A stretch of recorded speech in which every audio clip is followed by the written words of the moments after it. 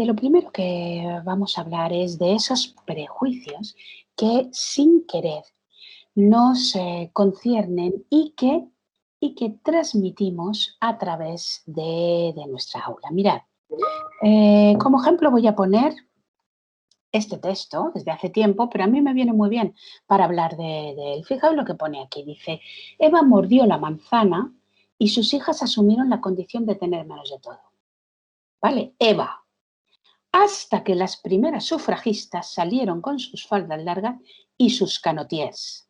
Más de un siglo después, una mujer dirige Europa, en fin, políticas con la mar brasileña, o un nuevo estilo de liderazgo femenino. Ahí tenemos concentrados buena parte de los supuestos que nos traicionan. Desde que Eva mordió la manzana hasta que las primeras sufragistas salieron con sus faldas, aquí la autora hace una tabula rasa. No hemos avanzado en nada en todos esos tiempos. Parece que fueron las sufragistas las primeras que alzaron la voz. Bueno, está claro que no, que antes de ellas, que las sufragistas estuvieron todas aquellas que pertenecieron a la querella de las mujeres, un movimiento que cogió del 15 al 18. Antes que ellas, tuvimos a ese gran movimiento monástico medieval. Tenemos una diversidad de funciones que han ejercido las mujeres a lo largo de la historia dentro de una tradición y no como individuos enorme, pero al no conocerlas, de repente nos podemos pisar los dedos sin querer y esto nos pasa a todo el mundo. Otro de los ejemplos que me gustaría enseñaros antes de entrar en materia para que veamos en concreto a qué nos referimos es este. Me hace mucha gracia porque en el 19, hace un par de años, se halló lapislázuli en la dentadura de una mujer. Fijaos que el periodista, fijaos cómo se lanzó al tema. Dice, el hallazgo del lapislázuli en la dentadura de una mujer revela, al tanto, que no solo los hombres ilustraban los manuscritos iluminados.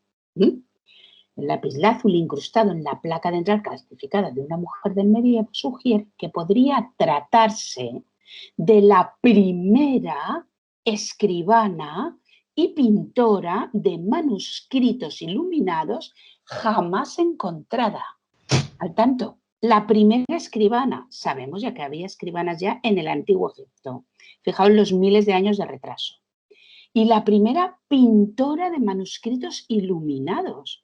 Bueno, pero si 2 siglos antes tenemos, ya veremos a quién tenemos, ¿no? A otra.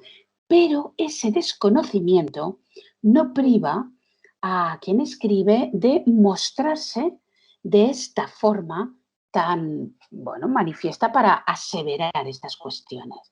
Dice, este hallazgo revela la sorprendente, pero no sabemos sorprendernos más, de la historia de esta mujer o del desconocimiento general que nos envuelve. La sorprendente historia de una mujer religiosa que vivió en la Alemania rural de hace más de 900 años. Aquí parece que esta mujer es la primera, podría tratarse, no estamos seguras, según él o ella, de esto, de la primera escribana y pintora. El desconocimiento tiene que ver con esto. Nosotras ya conocemos desde hace tiempo que Ende, por ejemplo, en el monasterio de Tábara y un poquito más abajo, un poquito más al sur de Cantabria, ¿no? En Zamora teníamos a Ende como iluminadora, el Beato de Gerona del siglo X, del que tenéis aquí unas ilustraciones, nos muestra cuál fue su obra. Aquí tenéis una firma que se ve mal, donde pone Ende Pintrix. No solamente había esta iluminadora, sabemos que había más iluminadoras. Sabemos que la creación artística en manos de mujeres viene y se extiende desde antiguo. El primer nombre que conocemos es Timarete, en el 600 antes de Cristo, que fue la pintora que hizo los frescos, las pinturas, en el famoso templo de Artemisia de Éfeso, uno de los grandes bueno, de las grandes maravillas de la antigüedad, ¿vale? A partir de ahí, pues tenemos a Yaya de Sísico, tenemos muchas de las que nos ha quedado noticia que han participado en la expresión artística. En siglos, en fin, al lado de esta noticia tenemos también una de las mujeres que espero que salgamos de aquí conociéndola muy bien, una de las grandes figuras de la Edad Media, Hildegarda de Bingen. Aquí la veis cómo trabaja, tiene una lengua ignota que inventó ella, es una gran música, es una de las mayores productoras de música medieval, de monodia litúrgica, tiene unos intervalos de quinta que es como si fuera su firma, ¿no? Fijaos todas esas pinturas. Acordaos de quien escribía la noticia que pensaba que esa era la primera. Hildegarda tiene muchísimas. Son visiones místicas, pero además resultó ser constructora. Además, tiene libros de física para la curación, donde extrae grandes recetas muy pragmáticas, nada encubiertas con cuestiones más cercanas a la magia o la religión, no, muy prácticas sus recetas. Tiene también toda su extensa obra mística, las cartas, pero entre todo ello hacen de Hildegarda, ya os digo, una de las figuras con más peso de la Edad Media. Os invito a que las conozcáis. Sin embargo, y esto para la ESO, en química, en física y también para primaria, destaca por un detalle que seguramente es muy interesante, gracioso, ¿no? Hildegarda fue la primera persona que introdujo el lúpulo en la cerveza. Toda la cerveza que tomamos, toda viene de Hildegarda. Aquí veis algunas de las imágenes que eh, la consideran, ¿no? Así que sea de trigo, sea de Hildegarda, es la maestra de la cerveza. ¿Sabéis ya, pues? A la salud de quién. Hay que tomarse la siguiente cerveza, a la salud de Hildegarda, que tantas cosas nos dejó. El tema del lúpulo en la cerveza es una cosa muy fácilmente en fin, para introducir en el aula, como en música, como igualmente en plástica, cogiendo las imágenes de Hildegarda, como en educación física, cuando nos habla del sistema que tiene con sus monjas de un buen régimen de comidas y el ejercicio.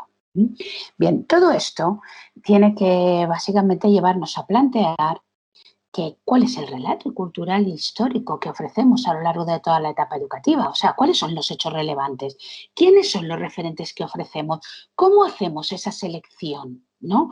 De hecho, quiénes forman el canon cultural que se divulga en la educación.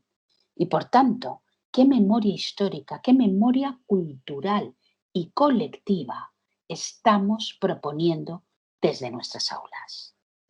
Bien, aquí tenéis algunos de los datos que vamos a pasar. Un poco ligeramente, pero que nos conviene tener en cuenta. Mirad, este es el dato principal.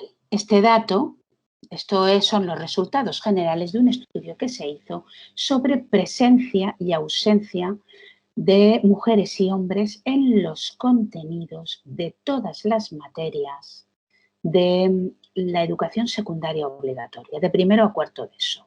Es decir, la última etapa de la educación obligatoria que comparte prácticamente la totalidad de la población. Por eso tiene un alto índice de impacto. Mirad, si os dais cuenta de estos números, aquí tenemos 1.266 mujeres que aparecen frente a más de 15.000 hombres. Vemos con claridad de quiénes estamos hablando. Hablamos de ellos, no de ellas. Por si acaso alguien se le ocurre pensar, bueno, es que ellas han hecho menos, ahora después vamos a hacer una ligera recorrido sobre algunos de los hitos de las mujeres. Por otro lado, si vemos aquí los niveles, vemos que tanto en primero como en segundo de ESO tenemos alrededor entre 9 y 10, más bien 10% de presencia de mujeres en los contenidos. Pero fijaos, cuando pasamos a la segunda etapa, el tercero y cuarto de ESO, cuando las materias ganan en profundidad, se especializan y sobre todo cuando desde diferentes materias como la literatura, las diferentes literaturas, la música, plástica o la historia, se aborda la narración de la contemporaneidad, las mujeres desaparecen. Es decir, la exclusión de las mujeres de la visión del mundo, la exclusión de las mujeres de los contenidos de los libros, es una discriminación que sigue completamente vigente y de la que nosotras y nosotros nos hacemos eco, con nuestra mejor intención. Pero así es. Fijaos, pues, cómo las mujeres desaparecen, van desapareciendo de la narración de la contemporaneidad. Y ahora lo vamos observando. Vamos a hacer fijaos cómo están aquí, por ejemplo, el porcentaje de las apariciones de ciencias. Como veis, las apariciones son bajísimas, menos del 5% en matemáticas y en física y química. Y son un poco más altas en ciencias naturales, biología y geología. Un ámbito siempre más cercano a ellas, a las mujeres. Fijaos los porcentajes. Se citan 99 mujeres en general en todo por casi 2.000 hombres. Esas son las ciencias. Pero ahora tenemos las tecnologías, muy indicativas de lo que es esa brecha digital de la que hemos hablado antes. Las tecnologías son el inframundo. Parece un mundo de hombres, donde aparecen, fijaos, en realidad 4 veces, que son 3 mujeres, aparece Ada Byron y después Grace Hopper. Bueno, pues esas mujeres aparecen entre 363 hombres. Eso que se dice, no aparecen ni hombres ni mujeres. Vemos aquí que no es así. Las tecnologías es un mundo y la informática es un mundo habitado por los hombres. Y le trasladamos a ellas y a ellos que ese es un mundo suyo. No hay referentes para ellas. No debe ser una cosa para mujeres. Fijaos en el diferente panorama que tiene la aparición, el porcentaje en las lenguas. Por un lado, encontramos, porque analizamos también la literatura valenciana, ¿no? Por un lado tenemos todas aquellas materias que tienen un enfoque histórico porque se da literatura, latín, valenciano y castellano. Como atendemos al núcleo duro del canon de la literatura, ahí las mujeres están desaparecidas. Aquí abajo tenéis los números. En castellano, 273 mujeres por más de 3.500 hombres que ilustran la literatura. En latín, 22 mujeres para más de 800 hombres que ilustran esa época clásica. ¿De acuerdo? Vemos que la ausencia es sistemática, que ellas siguen sin estar ahí. Sin embargo, fijaos lo que ocurre en francés y en inglés, sobre todo en inglés, que es la materia que tiene mayor presencia de las mujeres. Ancladas por ser lenguas extranjeras en ámbitos de la cotidianidad, los viajes de la actualidad, las figuras femeninas están mucho más presentes. Es decir, toda esa trayectoria histórica que debilita tanto a las mujeres es la que no aparece. Bueno, en inglés vemos que llegan casi al 30%. Eso empezaría a ser una de los porcentajes más o menos normalizados. Sin embargo, también hemos de decir que esas mujeres que aparecen en inglés, mientras que los hombres tienen una tipología muy variada de casos, aventureros, actores, pensadores, gobernantes, las mujeres suelen ser en un porcentaje del 82%, actrices o celebridades de la televisión, o cantantes modernas, ahí se mueven, ¿no? Tienen un abanico de, digamos, de tipología muy estrecho. Es ahí donde hay que trabajar estas materias. Pero fijaros cómo hay una doble vertiente muy marcada. En las humanidades nos encontramos con la misma situación. Quiero hacer referencia a Ciencias Sociales e Historia, donde por 207 mujeres hay casi 4.000 hombres. ¿De quién contamos la historia? Creo que estos datos ofrecen una respuesta clarísima. ¿Qué historia estamos contando? Con 4.000 hombres, por supuesto que estamos contando la historia de ellos, de lo que a ellos les ha sucedido. Fijaos cómo esto también se repite en educación plástica y en música, donde la aparición de mujeres es, meramente excepcional, y fijaos cómo es ilustrada estos dos ámbitos con muchísimos varones. En educación se hizo entonces con educación para la ciudadanía y más, igual que en educación física o cívica o en ética, aunque sigue siendo siempre muy bajo. Sin embargo, aquí los datos de la historia son los que nos muestran con más claridad un ámbito, una situación que vemos con esta selección de materias recogida aún mejor. Mirad.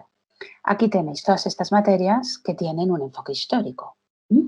Fijaos cómo, menos valenciano, todas están bajo mínimos.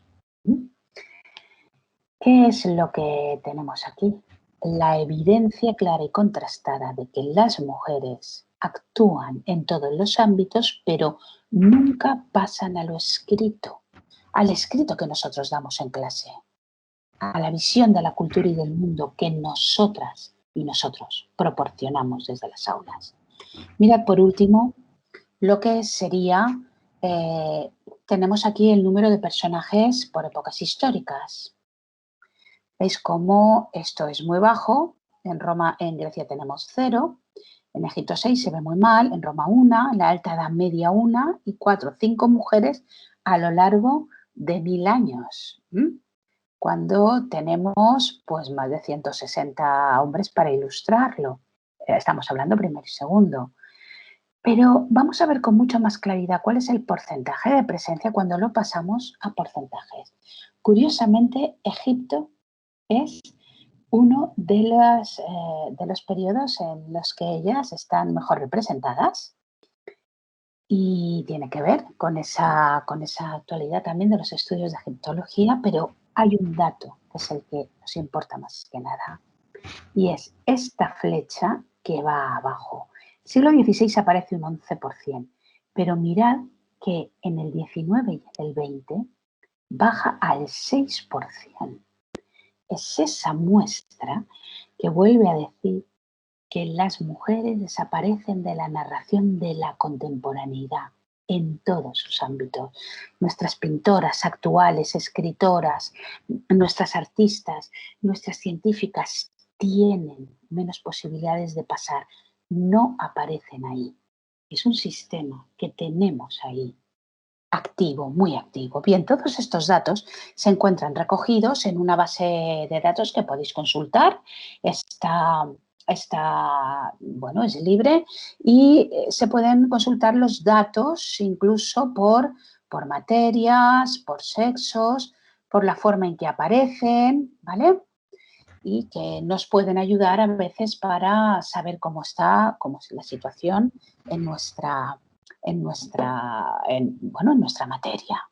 Un poco es el panorama. Estos datos tienen ya algunos años, sin embargo, distintos estudios que se han ido haciendo, pues como artículos que han estudiado una parte en concreto, la literatura de cuarto de ESO, la historia de tercero y cuarto, las matemáticas o las biologías, nos van dando una percepción de que apenas vamos avanzando en general. Sí es verdad que desde entonces, desde este momento, ha habido una toma de conciencia y algunas, sobre todo pequeñas editoriales, han cambiado bastante. Y también es cierto que hay editoriales, Santillana, SM, Bromera, que han manifestado su interés y se han puesto a trabajar para que esto pueda de alguna forma reflejarse en el contenido de los libros de texto. Pero no es tan fácil. Eso no es tan fácil porque necesitamos también conocerlas a ellas. Lo que está claro es que todos estos datos lo que hacen es determinar una visión de mundo sin mujeres. Eso es lo que nosotros transmitimos. Por otro lado, transmiten clarísimos valores de desigualdad. No son iguales. Los que aparecen como protagonistas absolutos de la historia y de todo lo importante que ha pasado, que las que apenas aparecen. O sea, unos cuentan más que otras, unos son más importantes que otras. ¿Mm? Y eso lo que hace es condicionar la socialización de las mujeres. ¿Por qué? Porque esa marcada ausencia de modelos femeninos lo que hace es despojarlas a ellas de su memoria histórica y cultural. Y eso condiciona quiénes somos, tanto individual como socialmente, a dónde podemos y queremos llegar. A nuestras alumnas de cuarto de ESO las sacamos nosotros que educamos en la igualdad, con la clara conciencia de que ellas son menos y han contribuido en menos a todo lo que es el desarrollo cultural. Como vemos, son cosas importantes porque no tienen nada que ver con la realidad. Esta visión tan sesgadamente androcéntrica es una de las grandes carencias que tenemos, entre otras cosas porque es que la hemos naturalizado. Podemos admitir que hay en estas mujeres y tal, pero ¿quiénes son nuestros grandes maestros? Los grandes maestros en literatura, por supuesto, pues son Cervantes, son Tirso de Molino, son Calderón de la Barca, son siempre escritores. ¿Y quiénes son en pintura? Goya, Velázquez. Vamos avanzando Picasso, Dalí, vamos avanzando a hombros de ellos. Y en ciencia tenemos lo mismo. Y además, no lo hemos creído, sin más. Y a lo mejor hay algunas, pero la idea de que ellas han hecho poco se extiende, insisto, una y otra vez. Está muy asumida. Sin embargo, debemos tener en cuenta algunas cosas. Y vamos a empezar por el principio. Que la tradición cultural histórica de las mujeres comienza al principio, cuando nace la historia del ser humano, y se desarrolla de forma ininterrumpida a lo largo del tiempo. Tiene características diferenciadas y se da, por supuesto, de forma continuada en todos los ámbitos del saber y del hacer, además de ser de una extraordinaria riqueza. Son fuente y referencia cultural. Por ejemplo, cuando estudiamos la Edad Media, cuando estudiamos el siglo XIX, los avances y pensamos y decimos los progresos, pensamos, bueno, es que como las mujeres no han contribuido, pues por eso no decimos nada de ellas. ¿Mm? Estamos incurriendo en un error de carácter metodológico ya. Ya no es que estemos diciendo es que no lo decimos bien, no, no, no. Es que hoy en día no podemos abordar esos planteamientos con seriedad, porque resultan faltos de rigor. Es una idea que sacaré más a colación. ¿Mm? Ese saber abarca aspectos que no se han considerado hasta entonces, por eso no los reflejamos. Categorías del saber, espacios, antes hemos hablado del espacio de la cocina, donde se hace ciencia de los espacios semiprivados, semipúblicos del hogar, donde se crea el arte, la música, de la periodización de los diferentes periodos históricos. No son iguales para las mujeres. Por ejemplo, el siglo XII fue un siglo mucho mejor para las mujeres de lo que, por ejemplo, fue el siglo XVII, en relación a las expectativas que tenían y a las posibilidades que tuvieron, como vamos a ver ahora. Y todo esto lo sabemos gracias a los estudios de mujeres, a la crítica feminista y a la historia de mujeres que llevan las últimas décadas trabajando ininterrumpidamente, y son ellas, estas investigadores, las que han fundamentado sólidamente todo este saber.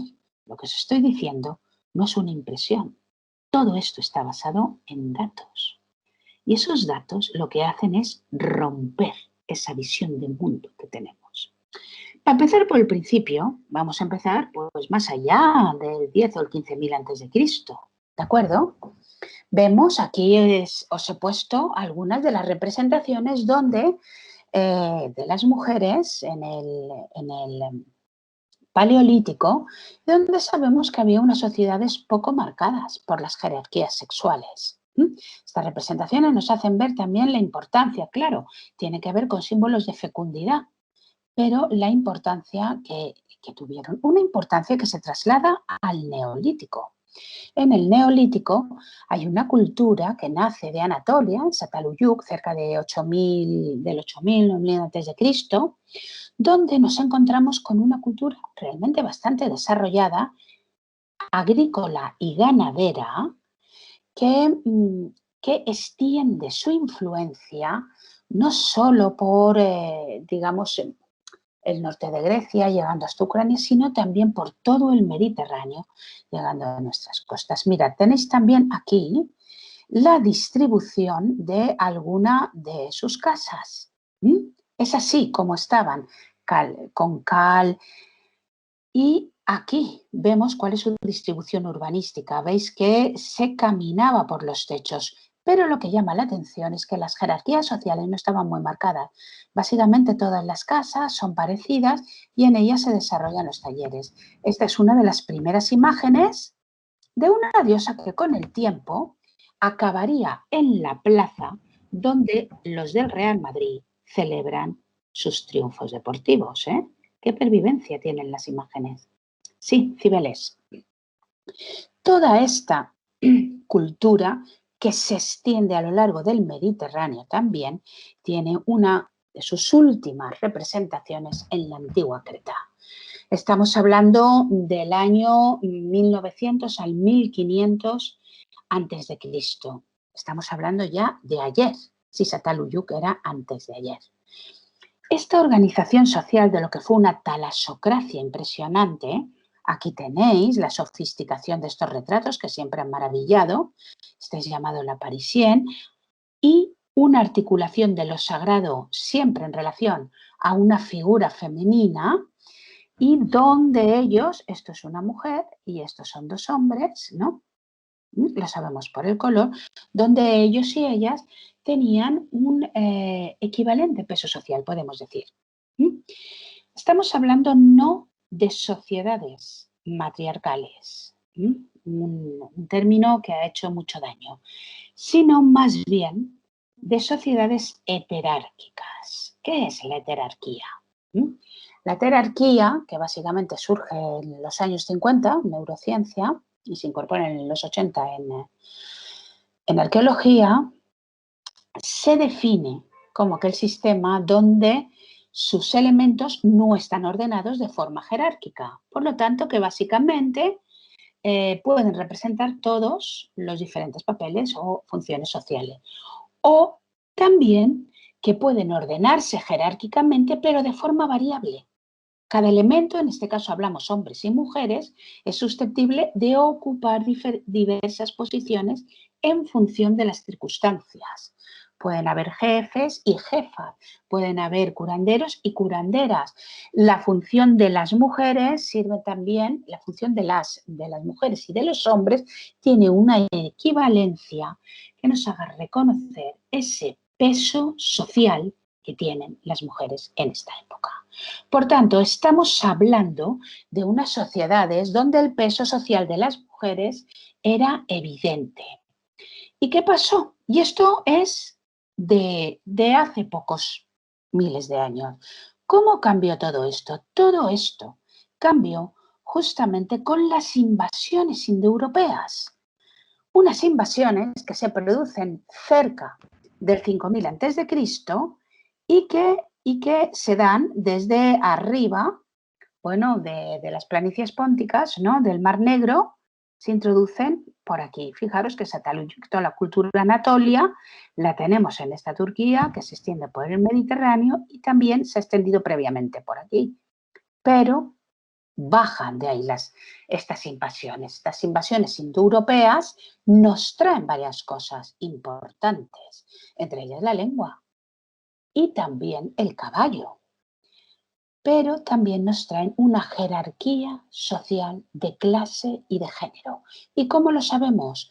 Lo sabemos porque hay un cambio en los enterramientos y en la distribución urbanística. La distribución urbanística empieza a tener casas pequeñas, peores y grandes casas. En una está la élite y en otra están los de abajo, quienes están abajo, ¿no? Y también en los enterramientos. Mirad, en la cultura anatolia y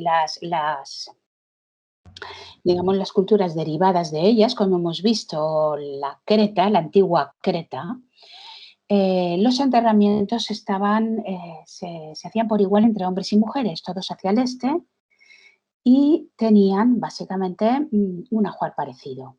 Es a partir de aquí cuando los enterramientos cambian y empieza a haber montículos, kurganes, donde se entierran a los jefes y liso. Pero al mismo tiempo, entre mujeres y hombres, los hombres son enterrados estirados hacia arriba y mirando al norte y las mujeres son enterradas encogidas hacia el oeste. Además de que las mujeres empiezan a estar peor alimentadas que los hombres. Bien, aquí vemos el cambio. No es un cambio que se dio enseguida, de hecho tardó milenios en darse. Sabemos que Creta, por ejemplo, aún responde a esta organización social y es del 1500 a.C. Y sabemos también que cretenses, los mal llamados minoicos, que es una forma de invisibilizar esa herencia cultural que no tiene nada que ver con Minos y con un cuadro, digamos, un panteón religioso ya dominado por los hombres, por un dios varón. El dios del trueno, llámese Zeus al sur, llámese Thor al norte. Por eso los minoicos, esta palabra lo que hace es, yo no la uso nunca, jamás. Lo que hace es evitar solapar el conocimiento de una cultura que tiene otro origen. Quiero irme para atrás. Fijaos, os quiero ver que como la diosa Britomartis, en fin, todo se genera alrededor digamos, de divinidades. Lo sagrado está articulado a través de divinidades femeninas. Micénicos sí son ya, los micénicos sí son ya indoeuropeos. Los de la guerra de Troya, Agamenón, ellos son indoeuropeos. Pero los antiguos cretenses no lo son y se nota. De dos fuentes distintas es de donde vive la función, la herencia clásica. ¿Eso qué significa? Significa que esta organización patriarcal no es la única que se ha dado. No solo no es la única, sino que es de antes de ayer, que tuvo un principio muy claro. A partir de aquí fue una organización que vino, eran de pastores nómadas y tuvo éxito. No triunfó siempre, pero fue triunfando poco a poco y haciéndose extensiva. Entonces, estas tensiones se dan en diferentes épocas y nosotras debemos reflejarlo en nuestras aulas y se traduce también en un diferente peso social de mujeres y hombres, que todo esto varía a lo largo de las historias y no siempre sigue la misma línea. No tiene, por supuesto, una trayectoria uniforme. Insisto, antes hemos visto cómo el siglo XII, el siglo XI son mejores para las mujeres que los siglos de la Edad Moderna. Y es esta organización patriarcal donde el peso de los hombres es mayor, mírense los enterramientos, mírense su opción al espacio público, al ejercicio del poder, Esta organización patriarcal la hemos naturalizado a través de esa mirada androcéntrica. ¡Ey! Una mirada que mantenemos, pero bueno, fresquísima, ¿eh? En pleno vigor en nuestras aulas, que no lo debemos hacer mirar, por otro lado. En fin, en eso estamos hoy, ¿no? Y que sitúa a los hombres en el centro de interés. A los hombres. Os invito a que conozcamos a ver cuáles son aquellas figuras de interés que hay desde la antigüedad. Aquellos referentes que marcamos. Pocos, así que vamos a empezar con algunos. Aquí tenemos, por ejemplo, algunos de los grandes referentes de la antigüedad. Meripta, 2700 a.C. Lo digo porque desde entonces existe una tradición ininterrumpida de médicas. Es médica jefe de la corte de Saqqara. Sabemos también que en estos periodos antiguos, los primeros, el peso social de las mujeres en general en estas sociedades era mayor, es decir, fue disminuyendo. Meripta, por tanto, es una de las primeras científicas, una ser médica, de las que tenemos noticias.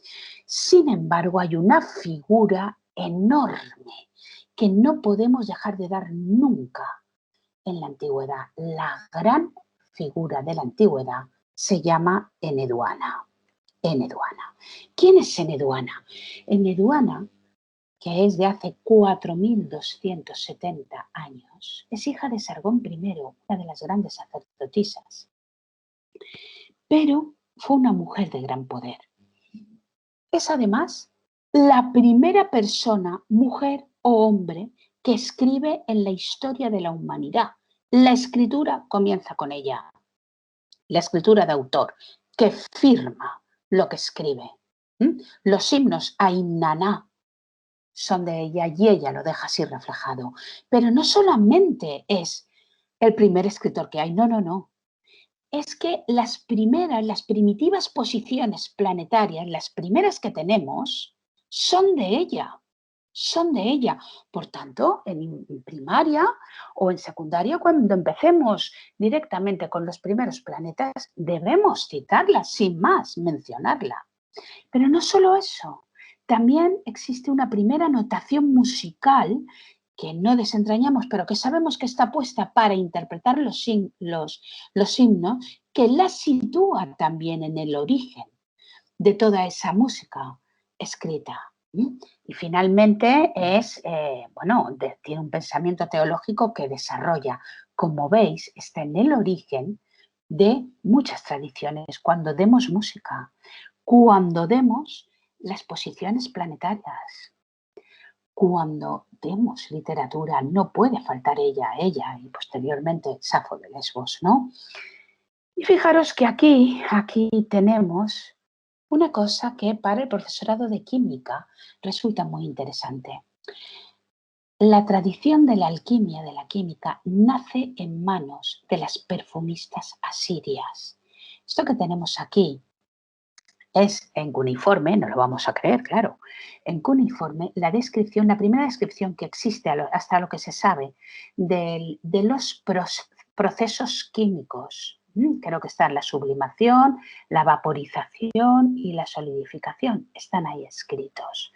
Cuando los tratemos en química debemos nombrar a Taput y Belataquelin, sobre todo a ese mundo de perfumistas donde nacen ya la descripción de estos procedimientos químicos que más adelante vamos a emplear. La química nace con ellas, aunque ya veremos después qué grandes figuras tiene, porque la química, así como la astronomía, son tradiciones especialmente en manos de mujeres. Pasamos pues a la Grecia clásica, una Grecia clásica, antes hemos visto, que tenía 0 representantes femeninas. Sin embargo, es imposible acercarse a esta Grecia clásica sin ellas. A ver, Safo de Lesbos, aquí la vemos representada, por supuesto, es una de las grandes, las que marca la creación literaria con sus endecasílabos sáficos, los que se usan en español, ¿no? Pero sobre todo con esas aportaciones y esa creación extraordinaria de poemas. Hubo más, tenemos a Melisa, Anite de Tegea, Anosis de Locris, tenemos muchas más. Ellas son puntas de un iceberg, de un colectivo de mujeres que participaron en ellos. Entre las pensadoras destaca Aspasia de Mileto. El gran siglo de Pericles, tiene a Aspasia de Mileto en Aspasia, una de sus principales figuras. Es la compañera de Pericles, pero además Sócrates la reconoce como maestra. Ella fue una figura controvertida, parece que escribió el famoso Planto, el lloro fúnebre, donde reivindica también los valores de la democracia, un discurso que ha inspirado los que posteriormente y actualmente han dado, sin ir más lejos, Obama. Fijaos hasta dónde la tradición de Aspasia queda. Hay otras pensadoras muy importantes que no damos en filosofía. Diotima de Mantinea, donde saca a colación el tema del amor, un tema que en el pensamiento femenino es importantísimo, que recoge figuras como Eloísa del Paráclito en el siglo XII, Tulia de Aragone en el XVI, que tiene una serie de referentes que culminan seguramente en nuestra María Zambrano en el XX, pero que nacen aquí. Debemos pensar en ellas.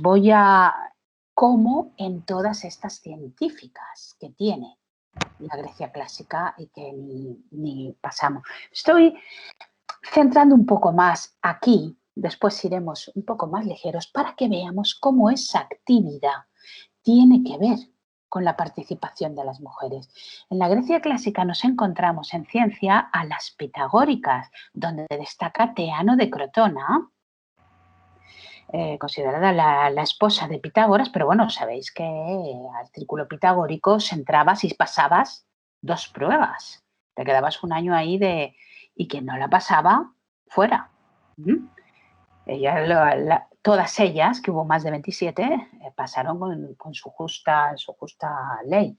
Se atribuyen a Teano de Crotona todos los tratados sobre el número áureo. Oye, educación plástica, matemáticas, cultura clásica. Cuando veamos tenemos que verla. En plástica cuando trabajamos el número áureo, en matemáticas en el bloque de números. Cuando aparece es bueno nombrar el número áureo y citar el número áureo de Teano de Crotona, sin más.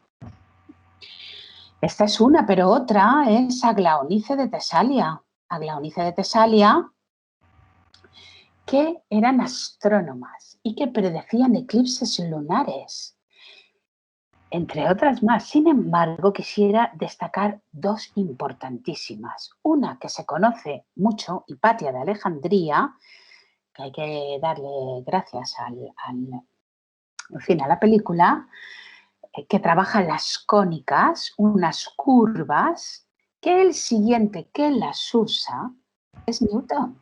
Ella es la antecesora en el sentido de quien las trabajó. Es verdad que no tenemos sus tratados, lo sabemos por fuentes indirectas, ¿no?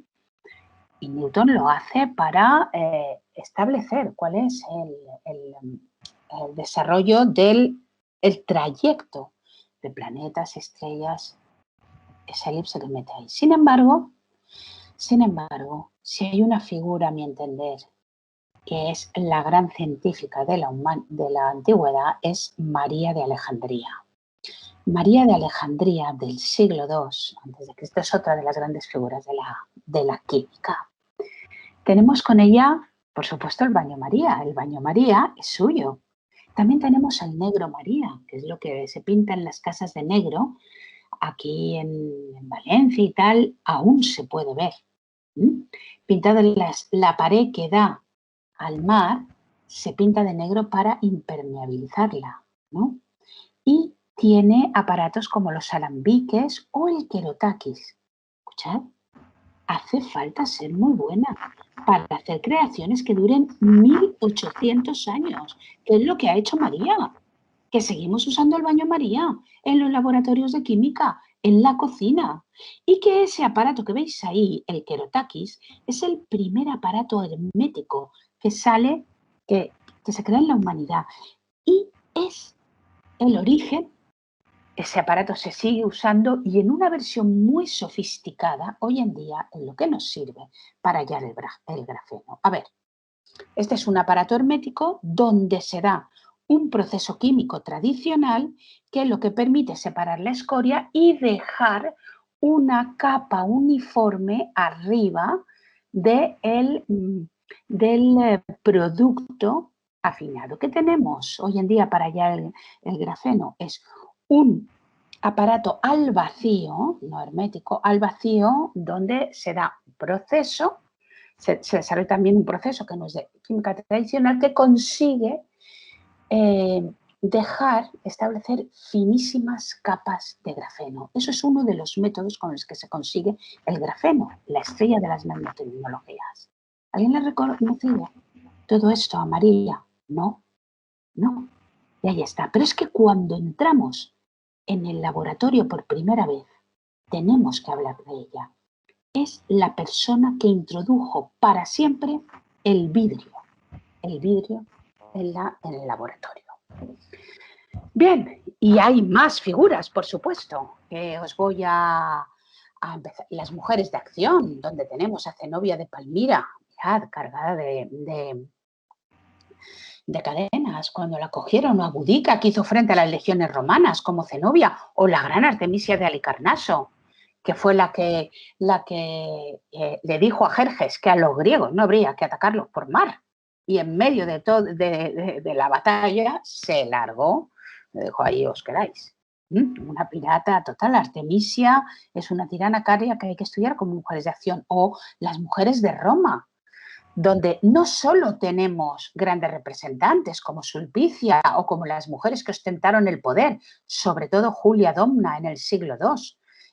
Parte de ella la idea, por ejemplo, esa gran idea, entre comillas, de extender la ciudadanía romana a todos los confines del imperio, casi le da un patatús a los de Roma, pero claro, de esta forma todo el mundo estaba obligado a pagar impuestos.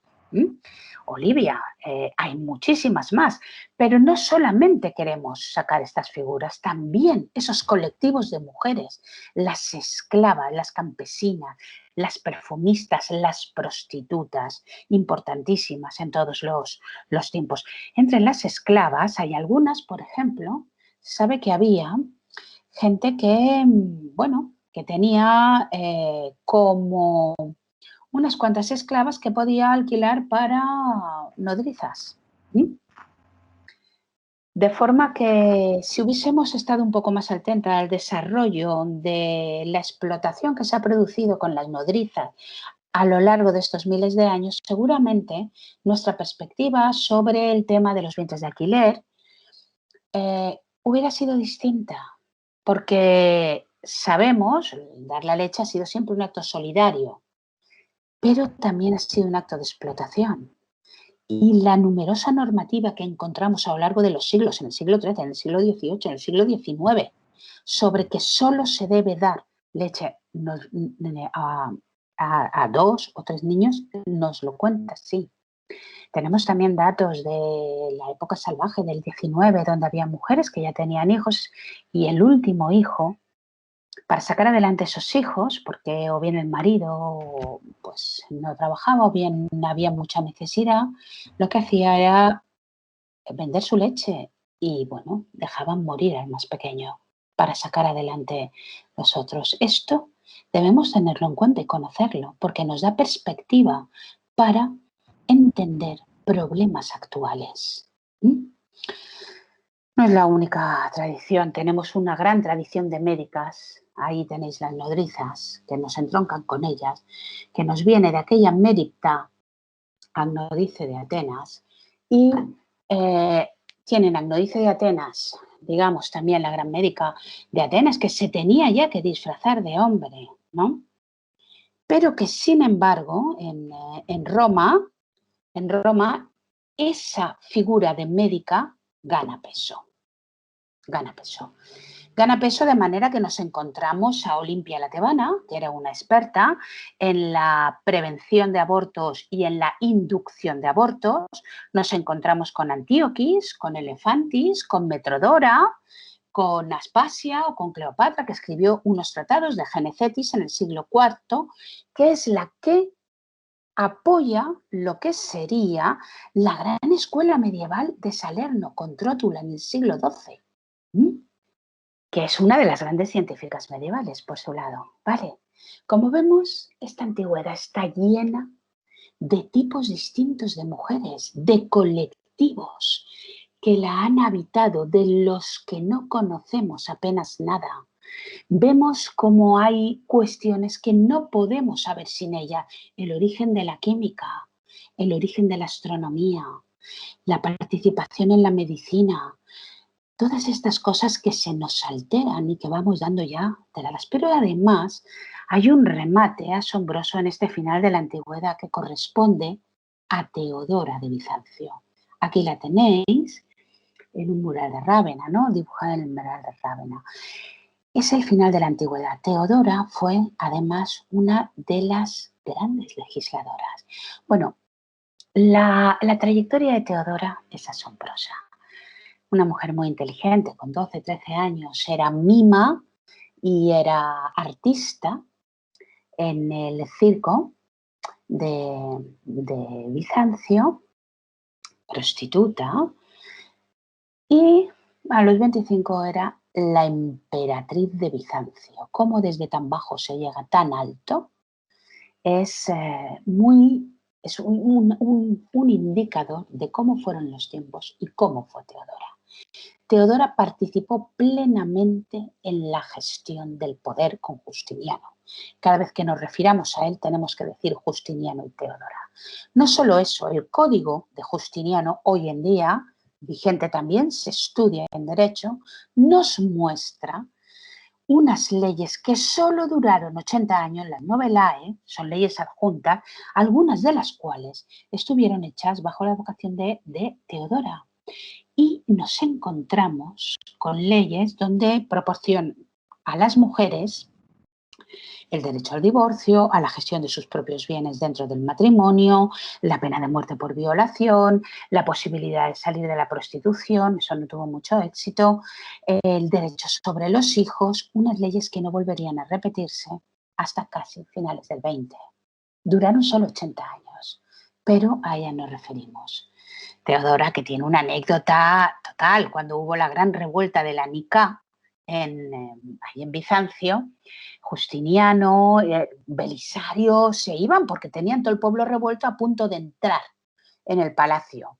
Pero claro, Teodora no estaba ahí dispuesta a hacer concesiones de ningún tipo. Ella, que venía desde lo más bajo, cuando se iban a él, ella dijo que no, que había que quedarse, que la púrpura, lo que llevan los emperadores y las emperatrices, es buen color para una mortaja.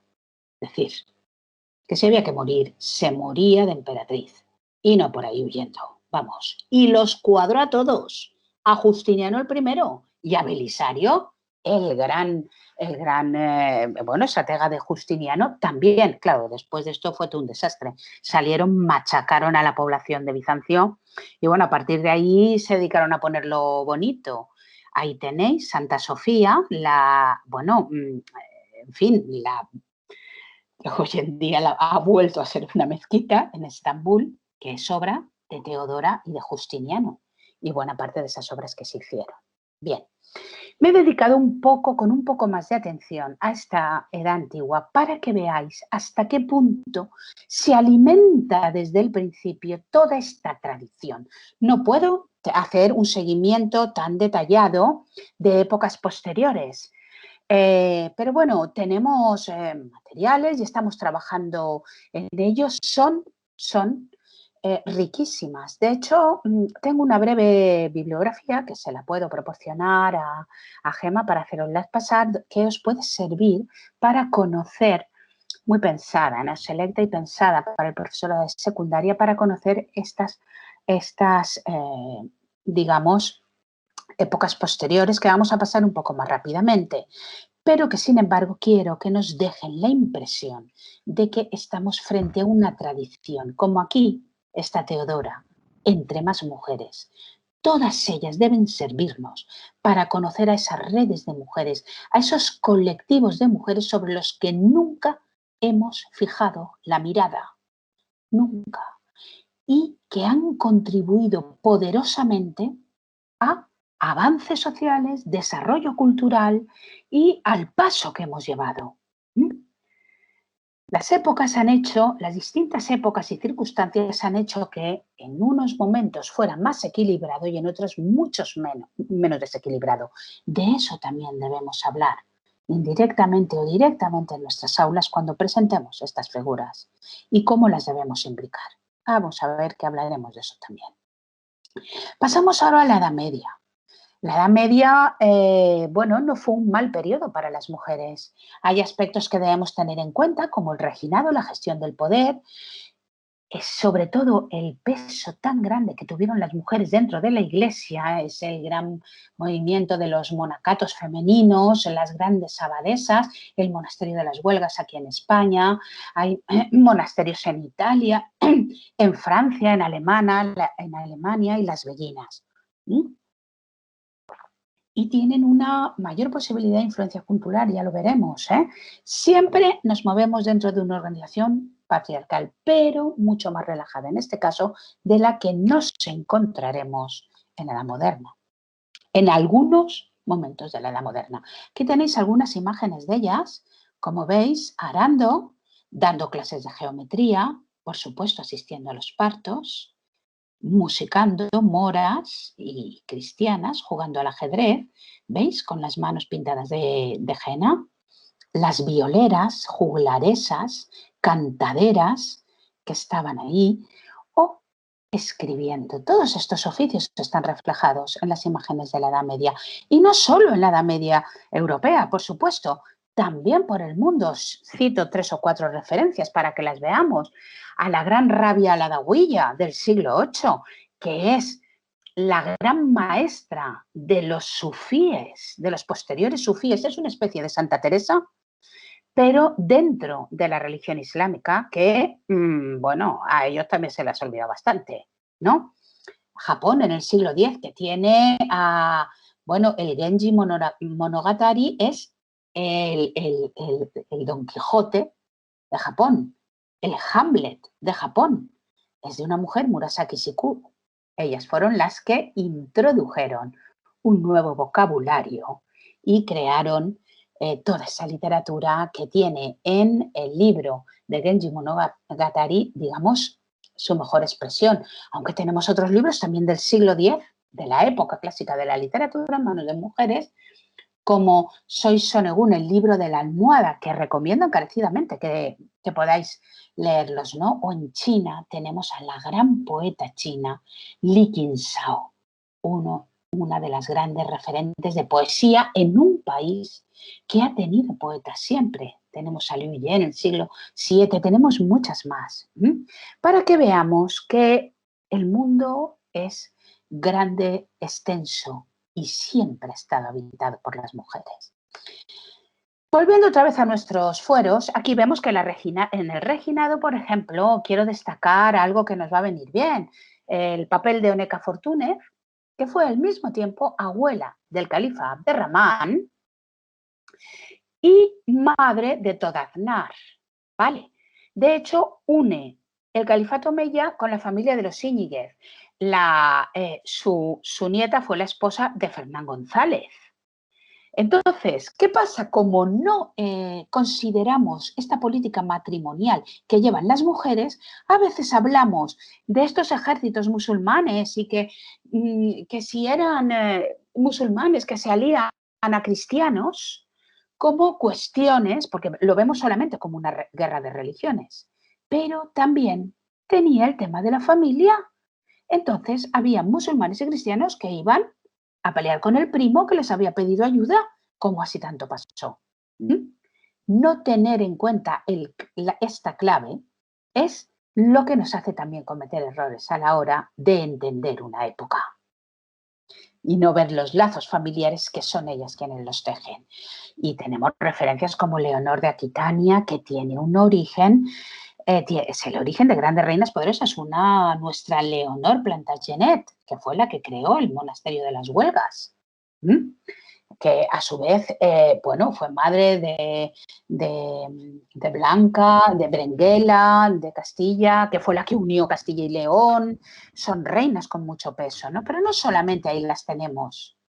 ¿Qué sabemos de las beguinas? Mirad, Este es otro movimiento que ha sido transparente a lo largo de la historia y es una absoluta vergüenza.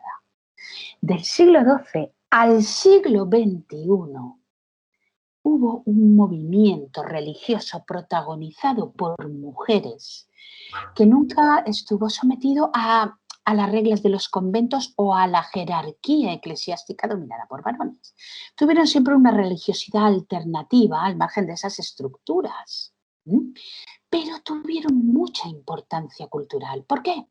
Fueron las primeras que escribieron en lengua francesa, alemana y neerlandesa. En neerlandesa en concreto tenemos a Hadewich de Amberes, una mística que la leéis y dices, bueno, esta mujer está un poco loca, maravillosa, que os invito también a su lectura, ¿no?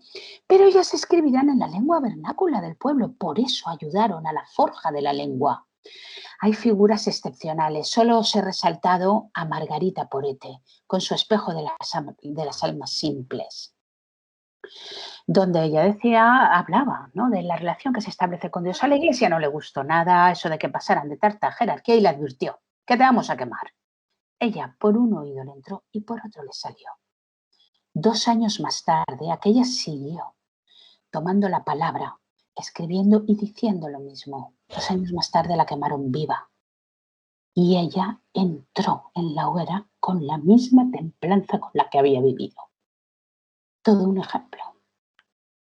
Fijaos cómo este movimiento se alarga, que quiero sencillamente poner esta noticia. La noticia de que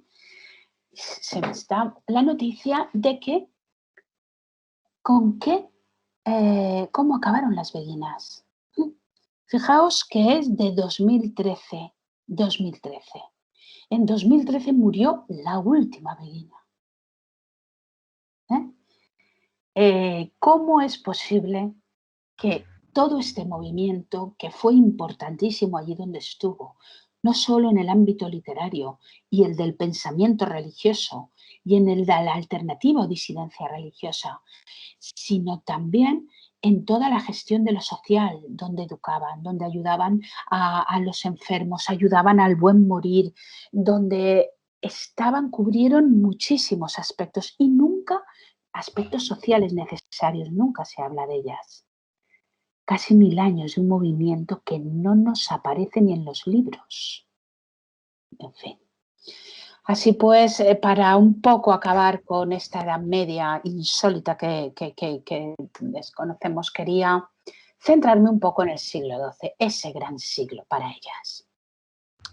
¿Por qué es un siglo para ellas? El siglo XII comprende a las grandes poetas andalusíes, unas poetas Walada, Hafsa Racunilla, Nasuni Ben Alcalay, Sal Kuluf, Kamar, todas estas poetas que practicaron el fajar, la conciencia del propio mérito y que todo esa conciencia, ese orgullo y esa gallardía en la voz la comparten con las trovadoras,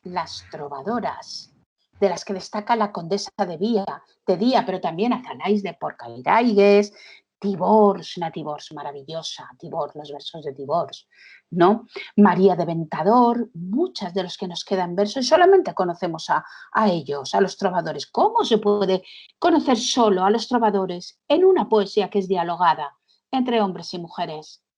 Vamos, la gallardía y la autoridad que tienen tanto estas poetas moras, las andalusíes, como las trovadoras, es importantísimo dejar constancia en ella en literatura, porque no se vuelve a repetir como colectivo hasta el siglo XX. Después, además, tenemos uno de los grandes clásicos universales, los Lais de María de Francia. Los Lais de María de Francia. Los Lais de María de Francia es, a mi entender, un libro no solo precioso, porque aúna la tradición celta y la tradición cortés, sino ideal para primaria. Se deberían hacer ediciones de los Lais como se hacen de las fábulas de Asopo. Son preciosos y ojalá estuviera aquí entre la gente que escucha alguien que tuviera relación con las editoriales para alentar a que eso se pueda realizar.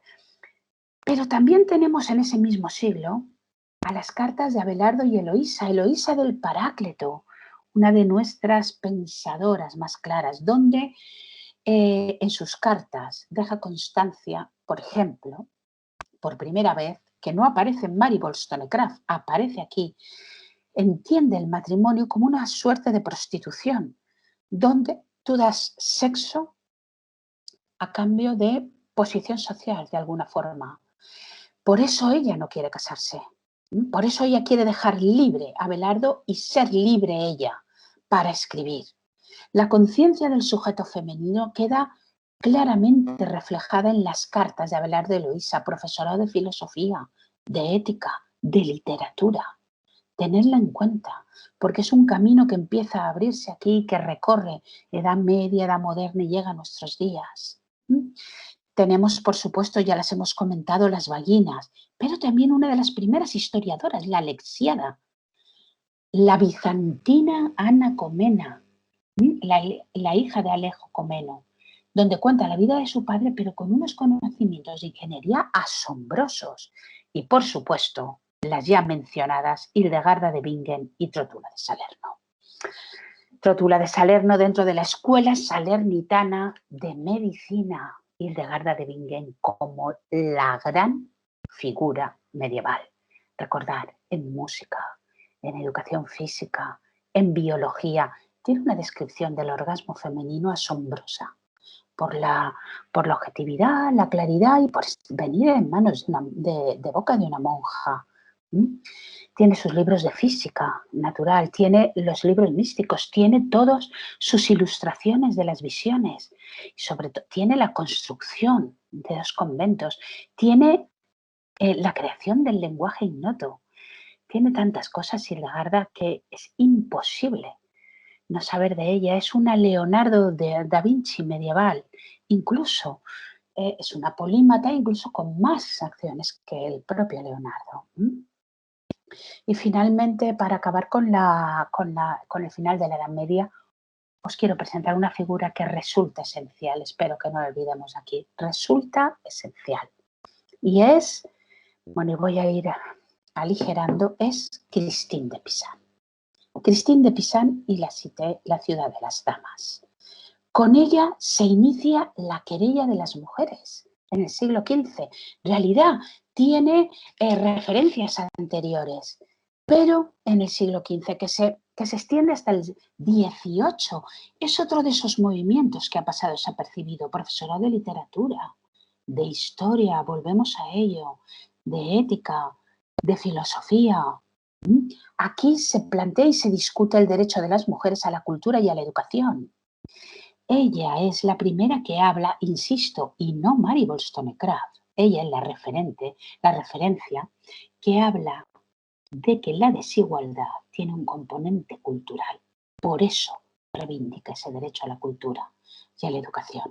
En el siglo XV, en España, ese movimiento tiene dos grandes representantes. Una es Sor Isabel de Villena, con la vida de Cristo, que en realidad es la vida de las mujeres de Cristo, y la Arboleda de los enfermos de Teresa de Cartagena, importantísima, con la admiración de las obras de Dios. Pero hay muchas más representantes, entre las italianas, con Misota Noguerola, con cartas, Laura Cereta, Moderata Fonte, un poco más adelante, o entre las francesas, como la importantísima Marie de Gournay, que cambia. Tiene un libro que se llama La igualdad de los hombres y las mujeres. Hablamos de finales del siglo XVI, principios del XVII.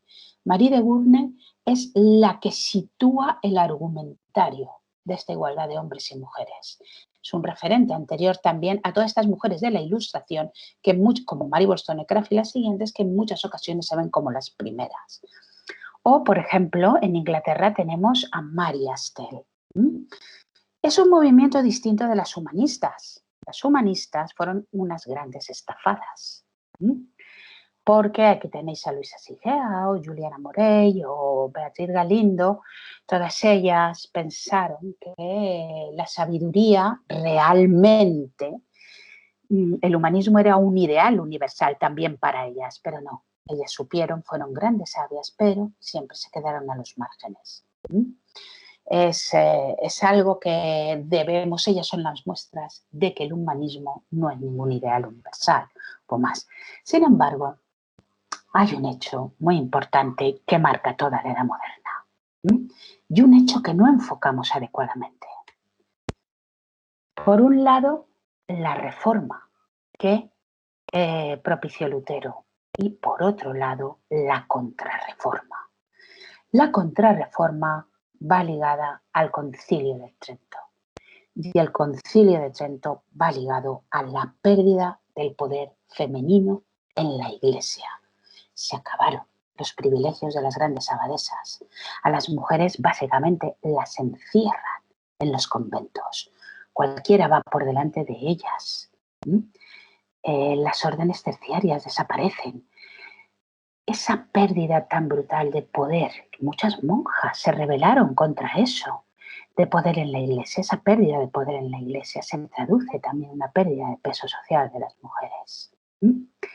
Y frente a esta reforma y contrarreforma, que siempre será así y nunca se ve las implicaciones en el peso social que tiene para las mujeres y lo que supuso, hay también un factor clave del que nunca nos debemos olvidar: la caza de brujas.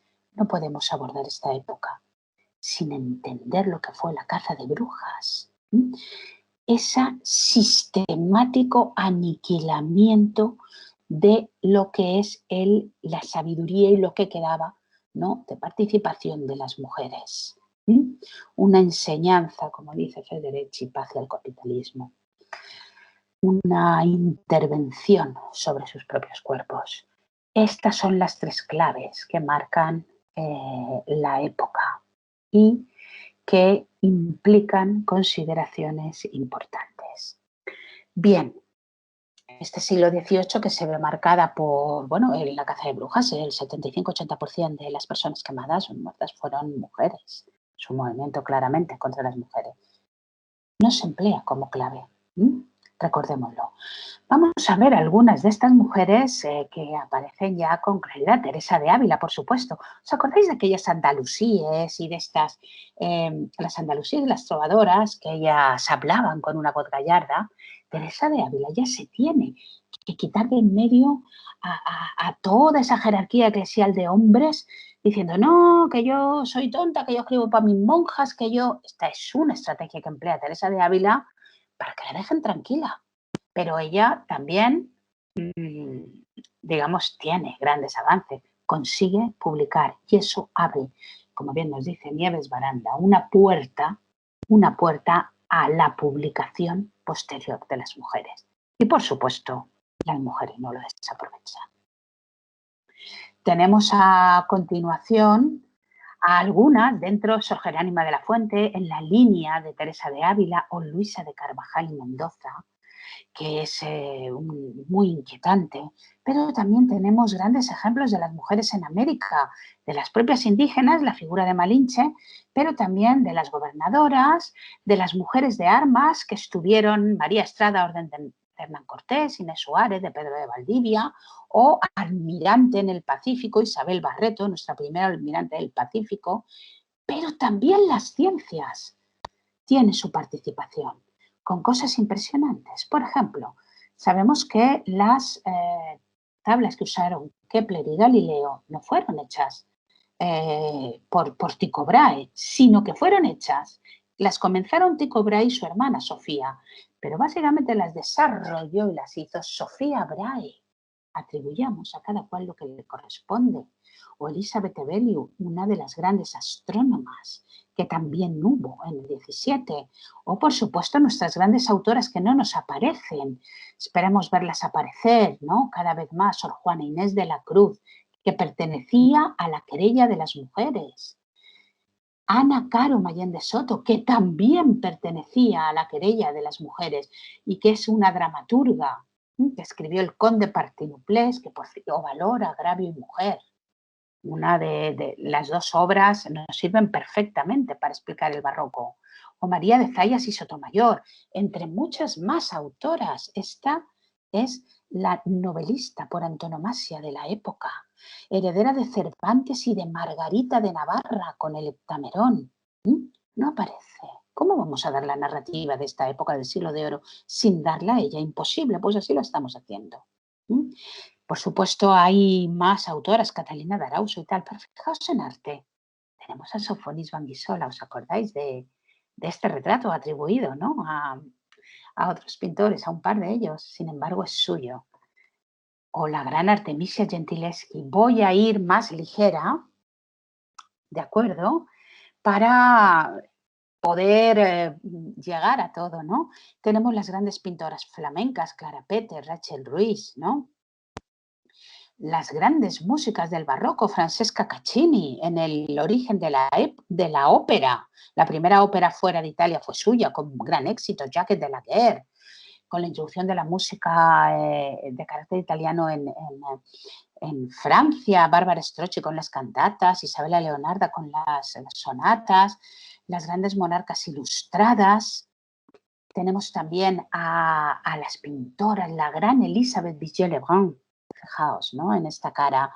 Fijaros también al mismo tiempo pintora de María Antonieta o con este cuadro, la paz trayendo a la abundancia, un planteamiento muy alejado de los hombres, donde la abundancia la traía la expansión territorial, la lucha por esa expansión. O la importancia de los grandes salones donde se forjan las ideas de la enciclopedia, de la ilustración y de la Revolución Francesa. Es el tiempo también en el que asistimos a la revolución científica, por supuesto también protagonizada por mujeres, donde Châtelet, Madame de Châtelet, traduce a Newton y Nicole Gain-Lepot, contabilizando, haciendo los cálculos bajo las teorías de Newton, en la primera que demostró con la llegada de Halley, del cometa Halley, siguiendo la teoría newtoniana, ¿no? Para hacer los cálculos, la que demostró que esto era así. O, por supuesto, la madre de la química junto con el padre, Lavoisier. Ella fue la que escribió 8 años después de muerto sus memorias de química, que le atribuyó a su marido, que trabajaban conjuntamente todas las mañanas y que formaron uno de los más grandes equipos de colaboración científica, Gaetano Agnesi, con el cálculo diferencial, Lady Anne Conway, con Leibniz, por deciros solo algunas de las que participaron. Y por último, la revolución, una revolución donde ellas participaron, pero que se quedaron con 2 pares de narices, ni libertad, ni igualdad, ni fraternidad, ni nada, ni ella ni las personas negras. Mirad que hubo hasta Sans-Culotte y hubo muchas protagonistas, desde Corday, Teresa Cabarrús, Olympe de Gouges o Mary Wollstonecraft, ¿no? También tenemos las revolucionarias, Madame Tallien o Madame Roland, ¿no? O los colectivos, el Club de las Ciudadanas Republicanas y Revolucionarias y todo esto. Todo esto acabó como el Rosario de la Aurora. Ahí lo veis. La Declaración de los Derechos de la Mujer y la Ciudadana de Olympe de Gouges supuso un aldabonazo y la evidencia de que las mujeres no forman parte de esa historia. Las excluyeron. Derechos para ellas ni uno ni medio. Mirad ahí. La tenéis ahí cuando le cortan la cabeza. Sin embargo, su herencia fue fructífera, no solo con Mary Wollstonecraft y su vindicación de los derechos de las mujeres, que como vemos está apoyada en todas esas grandes pensadoras anteriores, sino su hija Mary Shelley, que dio una de las mejores obras románticas en las que nos apoyamos en el siglo XIX. Un siglo XIX que en ocasiones enfocamos de forma también muy sesgada. El siglo XIX fue muy duro para las mujeres, sin embargo, ellas participaron en todos sus movimientos, no solo en el sufragismo, de los que fueron una parte fundamental, sino en el esclavismo, en el abolicionismo. Aquí tenéis a Harriet Tubman o Su Journezu con su famoso discurso "No soy yo una mujer", pero también en el movimiento obrero. Aquí tenemos a Flora Tristán o la gran Louise Michel o nuestra Teresa Claramunt. Ellas se preocuparon por la situación de los niños y las niñas y de las mujeres y peleaban más por la situación social que por el voto, debemos tenerlas en cuenta como esa parte de los movimientos que habitaron, igual que el pacifismo o el movimiento contra la templanza. El movimiento contra la templanza, que fue uno de los primeros movimientos, a pesar de que nos parezca muy pacato, muy beato, contra la violencia de género, ese movimiento contra la bebida, que, que lo que tenía en mente es la violencia que se ejercía en los hogares cuando venían los maridos borrachos. También tenemos las grandes feministas y científicas como Eunice Foot, feminista, pero es el primer científico, hombre o mujer, que teorizó sobre el cambio climático. Ahí tenéis el artículo. Demostró en la cocina de su casa que, que el vapor de agua y que el dióxido de carbono, cuando están en mucha cantidad en la atmósfera, la calientan. Así de impecable fue la señora. Antes que Tyndall, al que se le atribuyen, ¿no? O Darwin. Antoinette Blackwell fue la única que le hizo una crítica completamente vigente hoy en día para Darwin. Echó en cara que la función que le daba a las hembras de las especies era completamente secundaria. Y aquella le dijo que, en fin, que se lo hiciera ver, que seguramente esto no era así. Tenemos grandes obras de arte como, fijaos, la dignidad con la que es representada esta negra. Fue un escandalazo, una de las grandes figuras del abolicionismo. Aquí tenéis del movimiento obrero, ¿no? Aquí en España, donde destacan las cigarreras. Bueno, acordaos de esa Carmen de Mérimée, tan gallarda, pues bueno, tiene que ver con este orgullo de las cigarreras que consiguieron hasta guarderías a mitad del siglo XIX para ella. La Primera Guerra Mundial, que trae con ellas, bueno, muchos cambios, la incorporación de las mujeres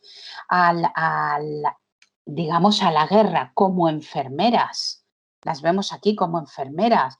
También, aquí tenéis el batallón de la muerte soviético, ¿no? También como en la batalla, como soldados, en las fábricas.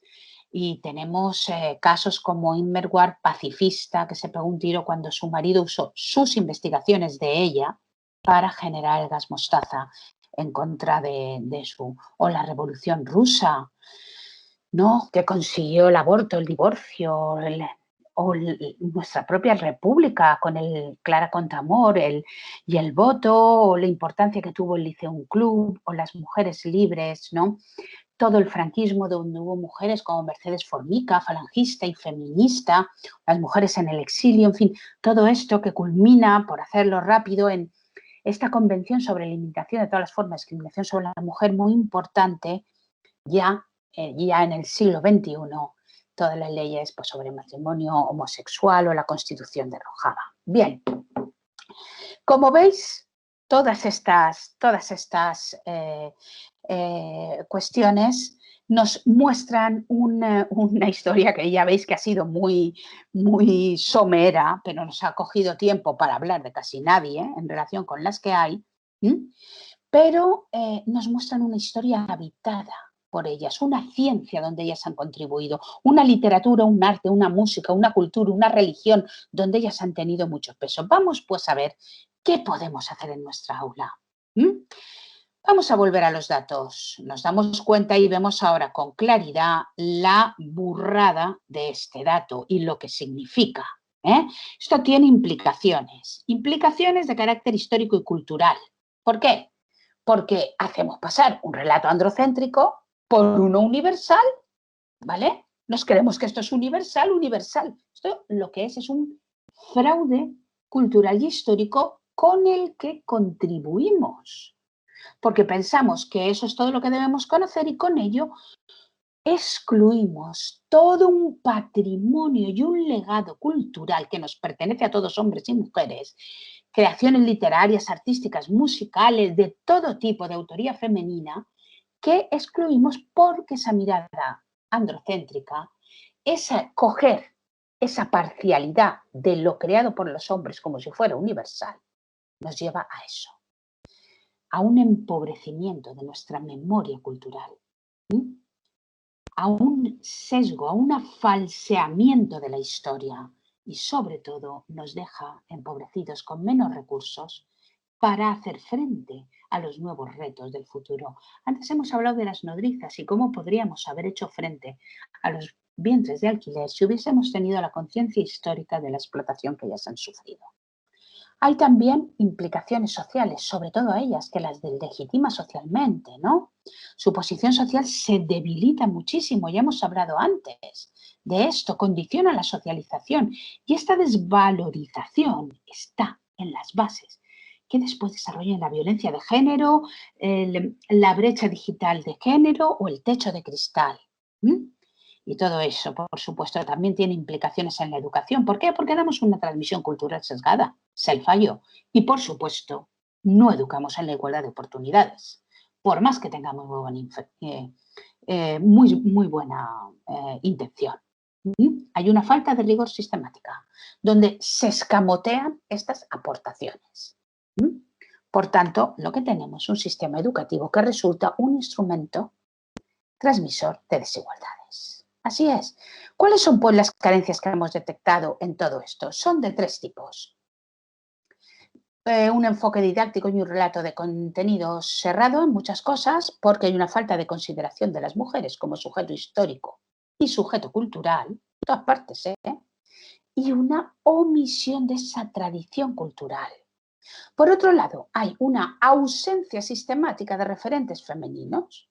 No tenemos modelos, no los conocemos a ellas, que son las que nos sirven para sacar a todo un contexto distinto. Y por último, hay una carencia de obra original. No, no aparece su obra, ni lo que han escrito ni lo que han creado. A partir de aquí, ¿qué se ha hecho? O sea, generar una metodología de inclusión. ¿Por qué? Porque ahora vamos a pasar a ver qué es lo que podemos hacer en clase, cómo debemos trabajar en clase. ¿Vale? Y estas tres líneas de fallo son las que nos muestran las tres líneas de intervención. Para empezar, debemos utilizar sus obras. No debemos hablar de ellas. Debemos dar paso a sus obras. Utilizándolas como modelo de creación. Pues una sonata, pues mira, en plástica me piden arte abstracto, cojo el Math Clean, o me piden ilustradoras, o las cojo a ellas. Como referencia cultural, cuando en humanidades o en ciencias hablamos de la época de Darwin, no se puede citar Darwin sin Blackwell, no se puede, porque ella es la que evidencia que Darwin es también fruto de una época que taraba el pensamiento. Darwin era un tipo inteligente. Si hubiese estado en una época como la nuestra, no hubiera cometido el fallo que cometió. No lo hubiera cometido. Pero ahí estaba. Por eso, la lucidez de Antoinette Blackwell no sirve de mucho. O Eunice Foot, ¿no? O, por ejemplo, como referencia secundaria, cuando trabajemos en ciencias, en ética, pues temáticas, actividades, pues mira, vamos a hacer una web. Podemos hacer una web con carácter social o una web que recoja algunos de los intereses que pueden tener mujeres, niñas. Ahí debemos tener. Eso es una, utilización de las obras. Dos, la inclusión de las mujeres como modelos de referencia, como científicas, en el cuerpo del texto. Hablamos de cambio climático, hablamos de Eunice Foot, hablamos de las tablas de Kepler y Galileo, hablamos de Sofía Brahe. Entramos en el laboratorio, hablamos de María la Judía, ¿vale? La podemos mencionar tanto en el cuerpo del texto como en las actividades, pero es importante hacerlo así. Y, por último, según los modos de contenido. Aquí hay un doble eje importantísimo. A las mujeres debemos debemos incluirlas siempre en un contexto cultural también femenino. Ellas nunca van solas entre hombres, nunca. Ellas siempre deben servirnos para conocer ese contexto. Y además son siempre herederas de unos u otras y tienen impacto, influencia sobre otras personas. De eso debemos dejar constancia aquí. ¿Mm? Hay que además saber cambiar el enfoque cuando hablamos de contenidos generales del texto. Cambiar el enfoque, por ejemplo, en biología, hay el tema del desarrollo del embrión y del parto, aparece siempre con mujeres decapitadas, eh, que son repositorios de un embrión que va creciendo. Todo ese proceso no se considera un proceso entre mujer y embrión, sino que aparece ahí y aparte no tiene la importancia, debía tener muchísima más importancia llegar al parto, llegar a los cuidados, que son los entuertos, el amamantamiento, todo eso que es tan importante como está relacionado con las mujeres, está bastante excluida del temario. Aparece un tema, pero frente a otros de carácter más teórico, el sistema tal, es minoritario. Esos enfoques son importantes, como en tecnología, tecnologías del hogar o de la higiene femenina, por ejemplo, masculina, no aparecen allí. Esto debemos incluirlos. Por otro lado, los espacios donde ellas están y donde ellas se curten, ¿no? Me quedan 10 minutos, perdonad, lo acabo de ver. Dame un poquito más y voy a hacerlo así, bastante. Estos son las líneas. Vamos a pasar a los ejemplos.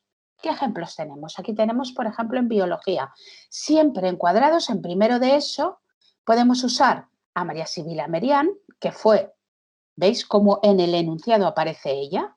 María Sibila Merian, la primera que estudió en el 18 la metamorfosis de las mariposas. A continuación tiene sus ilustraciones y las ponéis de ella.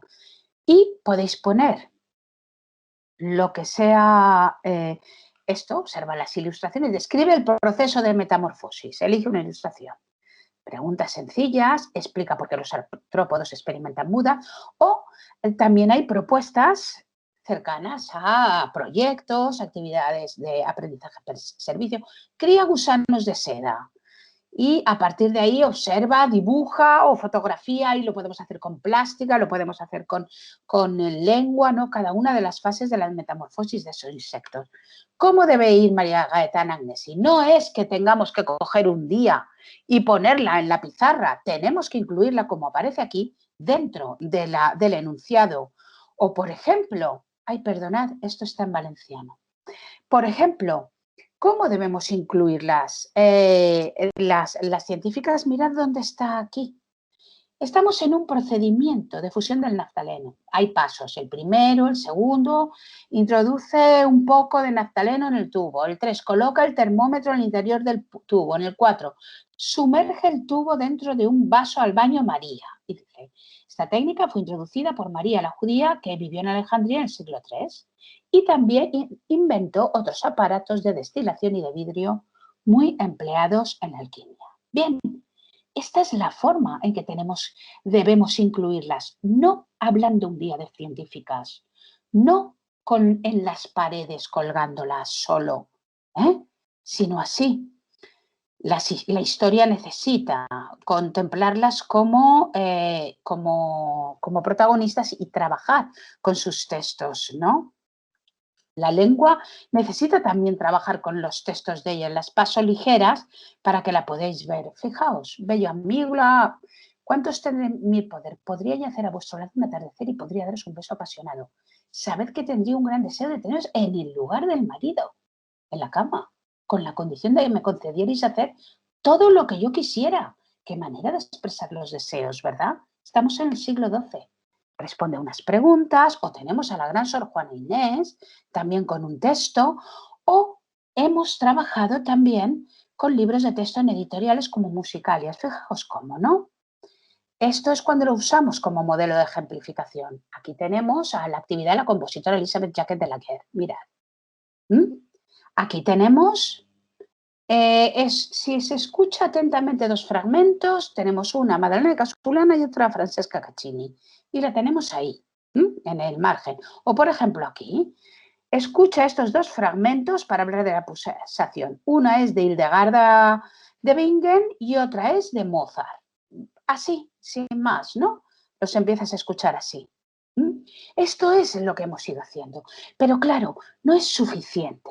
Por eso hemos emprendido un proyecto un proyecto grande. Este proyecto sale como respuesta a esta necesidad que tan marcada tiene la educación, esta carencia que tiene. Y es una carencia, además, de la que participan todos los países europeos en menor o mayor escala y en todas las áreas del conocimiento. Sabemos, lo he comentado, que tenemos detrás mucha investigación realizada por las investigadoras durante décadas en todas las áreas del saber, aportando una perspectiva nueva, aportando conocimientos, la lectura crítica de los textos y de la producción cultural. Por eso, para conseguir llevarla al aula, que es el lugar del cambio, hemos presentado este proyecto. Mirad, hay hasta ahora, ¿no? Muchas cosas que se han hecho interesantísimas y muy buenas, muy necesarias. Repositorios de obras masculinas, perdón, femeninas, de diferentes ámbitos. Pero para ello necesitamos tener algo más sencillo para entrar en el aula, porque un profesor, una profesora, si al día siguiente tiene que trabajar en las actividades, pues puede pensar, ay, es verdad que un texto de María de Zaya estaría bien, pero no vas a poner a leértela ahora, así de repente. Entonces puedes leértela y prepararla para el siguiente tiempo. Pero ¿qué haces? ¿Qué haces? Pues esto es lo que después de pensar proponemos. Este proyecto tiene como objetivo incluir las mujeres, las obras y las contribuciones en todas las áreas de la educación. Vamos a empezar con primero a cuarto de eso, pero cogemos todas las áreas para trenzar un relato cultural colectivo, para transmitir una cultura completa. Es un banco de recursos que no solamente servirá para el profesorado de secundaria, sino también para las editoriales y también para las universidades, porque tendrá también catálogo de obras artísticas, musicales y literarias, escogidas especialmente para ser usadas en las aulas. Es importante, estos tres catálogos son un gran elemento para acercarnos las obras de estas mujeres a los diferentes niveles que tenemos. Por eso queremos también ampliar nuestra acción a conservatorios, escuelas de arte y diseño y a las bibliotecas, a las redes de bibliotecas que desde aquí, en estos momentos, apelo a todas ellas o a todas aquellas personas que estáis ahí, que tengáis contactos con ellas, que les hagáis saber que esto estará disponible en el invierno del 2022 y que lo que interesa es que sea utilizado cuanto más mejor y por la mayor cantidad de gente posible. ¿Mm? Este banco de recursos está hecho para eso y estos catálogos también. Y por último, además, tenemos una formación del profesorado para profesorado universitario de másteres de secundaria, para que actúan como un cuello de botella, para que en sus respectivas docencias sepan incluirlas, bien como ejemplo, bien dentro de la didáctica específica, de los contenidos específicos, de lo que sea, no solamente a ese profesorado, sino también al profesorado de secundaria y a los asesores y asesoras de formación. Es importante la coordinación con editoriales escolares y con editoriales académicas. Este banco de recursos también está hecho para ellas. Hay que cambiar, hay que producir cambios en los manuales, hay que seleccionar obras para editarlas y acercarlas, ¿no? Los participantes del proyecto, aquí lo pongo, somos 9, pero de 4 países, Italia, aparte de España, Italia, Lituania y Escocia. Participamos en él, ¿no? Y el proyecto tiene una metodología que os sonará porque os la acabo de repetir. Son 4 ejes. Primero, el hecho del trenzado de las mujeres en los contenidos. Segundo, su mención debe ser siempre insertas en un doble eje, en un contexto femenino contemporáneo y con una genealogía que nos diga de dónde vienen, pero sobre todo en quiénes marcan influencia. Un tercero y fundamental es la utilización de la obra original, no de los discursos sobre ella. Las mujeres se hicieron esto, no, de su obra original.